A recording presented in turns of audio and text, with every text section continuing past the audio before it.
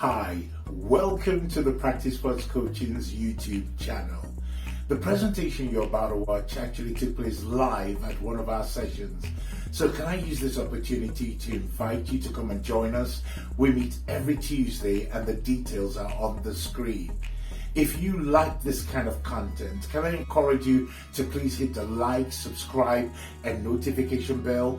That way you'll get notified whenever we release any new content. Let me not take too much of your time. Enjoy today's presentation, and I look forward to seeing you soon. Okay, is everyone in that moment? Can you remember that moment? And I'd actually like you to begin to feel that moment. Are there butterflies in your stomach? Or are you excited? See, every conversation you enter is an opportunity for you to learn something more about yourself as a coach, who you want to coach, how you want to coach, and how you share that information with people. When I first started thinking about becoming a coach outside of my employment, coaching conversations were my responsibility.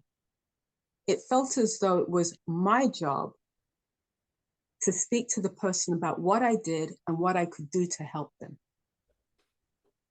But when I had a shift and started to see myself as a student and that person as a teacher and not a potential client, just simply a teacher, someone who was there to help educate me about how I could better serve people, things changed.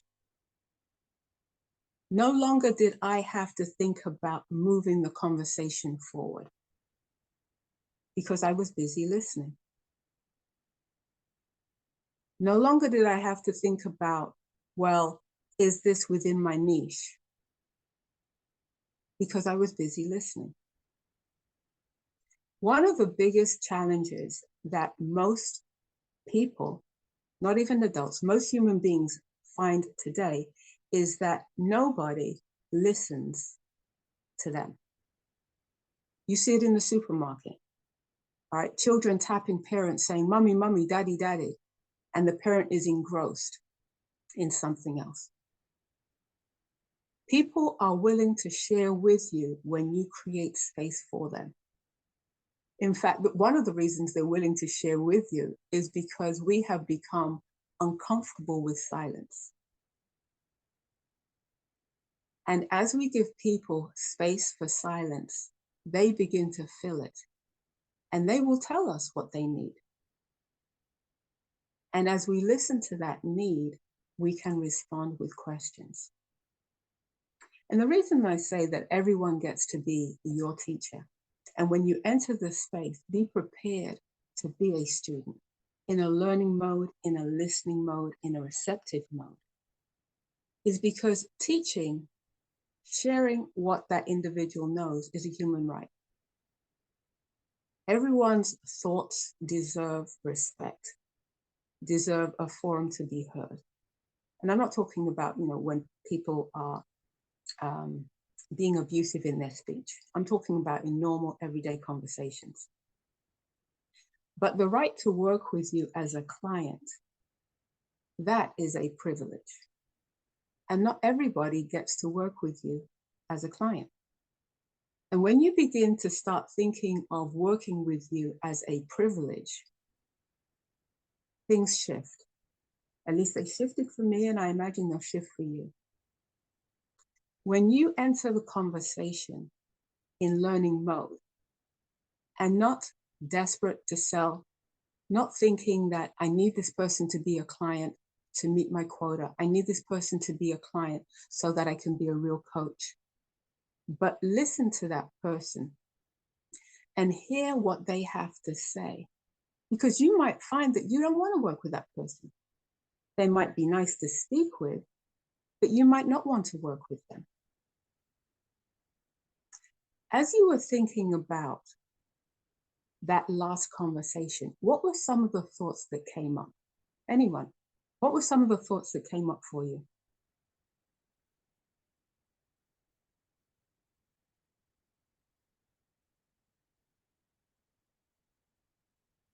No one has any thoughts or reflections on the last conversation?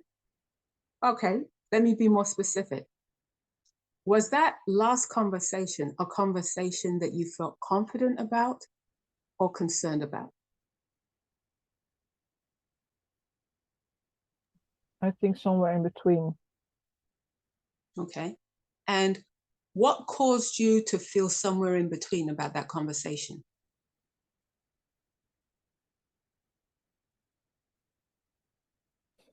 Because I really want to have a client.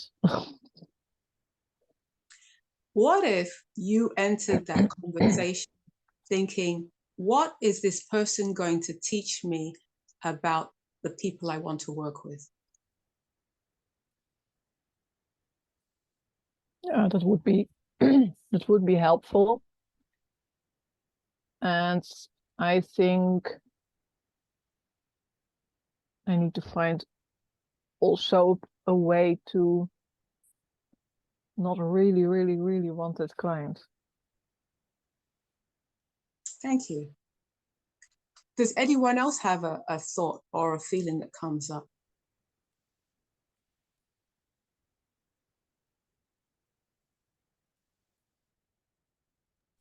Jasmine, do you want to repeat the question again? Sure. The original question, which is, what was the feeling that came up when you thought about having a coaching conversation? All right. As you prepared for that conversation, were you concerned or excited?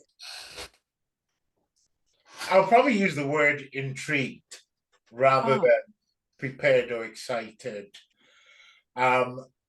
Because, well, for me, in terms of what I do, it tends to be trying to listen for not just what they're saying, but how they're saying it, the emotion in which that comes through what they're saying, and anything that is missed out from what they're saying. Because to get a bigger picture, I feel sometimes you need to just explore not just what they've told you, but try and fill in the gaps in what they've said that is missing, that gives you a better picture. So that kind of makes me intrigued. So I'm constantly looking out for anything that may be missing in what they're saying, or they might choose not to include in what they're saying. So that's why I say intrigued. Great. Thank you, Mac. Anyone else?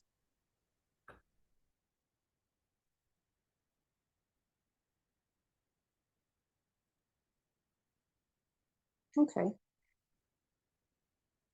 One of the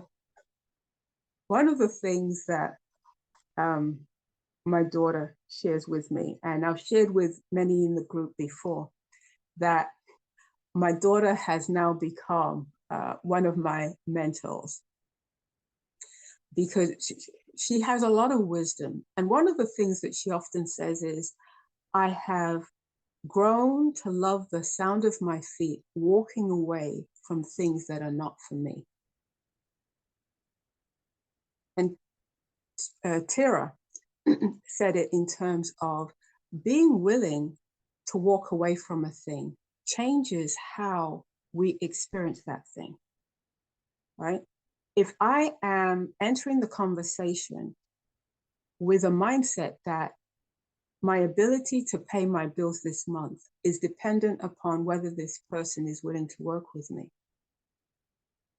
no matter how I try, there is going to be something in my demeanor that conveys that message. But if I'm willing to say, you know what, this person may not be the right person for me, period. This person might not be the right person for me now. And this person may simply serve as a referral to someone who is a better fit for me in the future. A client that I recently got, who paid me in full prior to our first meeting and me even sending the paperwork, we started our conversation about 6 months earlier, her working with me. Yes, Jasmine, I want to work with you. Yes, I want to work with you. And then there was always something that delayed it until she was ready. But I had been willing to walk away from that. I was also prepared to walk away from it. And when I say prepared, there's a difference between being willing and being prepared. Prepared is, over time, I recognize that not everyone is someone that I need to work with. But I can learn and I can grow from my interactions with everyone. And I encourage you today, as we go into the groups, and Mac, I sent you the question in the messenger, right? Today, as we go into our groups, either as a single unit or in breakout rooms, encourage us to consider the question that Mac is pulling up for us now. Each one of us, well, with the exception of one person, I've spoken with, right? And I believe we're in this space because we see value in community and opportunities to share and grow. We each come with something of significance to help people with. And that is a passion that we have. And so from that point of view, I would encourage us to think about, what do I have to say to myself to prepare to walk away from things that aren't for me? And to recognize, as Max said, you know, go in intrigued, go in with a learning mindset. I hope that you found this information helpful and thought-provoking. And Mac, would you share the question, please? I'm not sure which question you sent me. Was it in the message you sent? It wasn't. It was the message that I sent this morning. I hope I hit send. If I didn't, I didn't get any message this morning. Okay, then somebody's reading something and they're very confused. Okay, so this is the question for us, right? Okay. Today. How would your coaching business change? You entered a space willing to simply learn, not sell. Right? How would your coaching business change if you entered the conversation eager to learn and not sell? Now, that doesn't mean that at the end of the conversation, we don't invite a person to learn more about working with us. But we do that at the end after we've decided if this person has earned the privilege of working with you and not simply teaching you.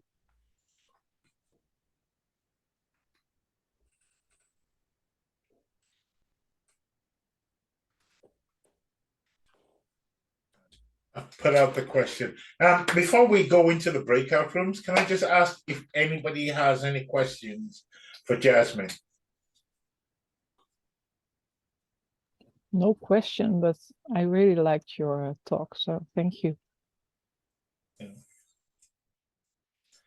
Jasmine, let me ask a question.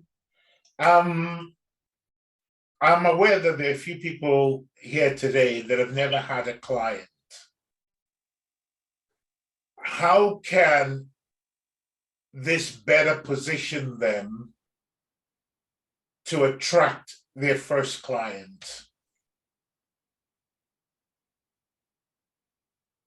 I think, a general question or to me? To you. Okay, I think one of the ways that it can help people who haven't had a client as yet is mindset. Because when you look at people and say, oh, could that person be a client? You're slowing down the interactions you have that could lead to a client. But if you look at each person and say, oh, wow, I wonder what I can learn from that person about being a better coach. I wonder what I can learn from that person about how to begin conversations. then it changes things, it releases you. And especially if you've been an employee and you're moving into the entrepreneurial space, I had to do so much work on mindset. And I didn't even know some of the questions to ask until you challenged me, Mac. And you said, you spoke about the coaching business and challenges. And you said, you don't get to say not having a client is one of your biggest challenges. Mm. And then I had to explore other things, which led to the mindset work, which led to conversations on a different level. So that's what I would really encourage people to do. Coaching is all about mindset, and it's about our mindset first as coaches, and that willingness to recognize what is a good fit and what isn't a good fit. And the only way we do that is through exposure and allowing people to teach us who we want to coach and how we want to coach through conversations. And as well, so when people say, I haven't had a client is someone we serve. It's not someone who necessarily pays you. And so I would say, if you've been in the coaching pod and supported someone in one of these one-on-one sessions, you've had a client. And so I would challenge that mindset, right? A paying client and a client are two different things, but it's about opportunities to serve people in ways that are meaningful, because I don't think we show up differently in the pod and serve each other differently than we would someone who's paying us. Because I've gotten tremendous value, I mean, life-changing value from everyone. Even we were in a conversation and someone said to me, Jasmine, what would it feel like to be paid in full before you started to serve someone? And that opened my mind to another way of seeing myself as a coach. So yeah, that's one of the things I would encourage us to start seeing ourselves. If you have coached someone, even in your training program, you've had a client. If you've created change, you've had a client. Excellent. Thanks, Jasmine.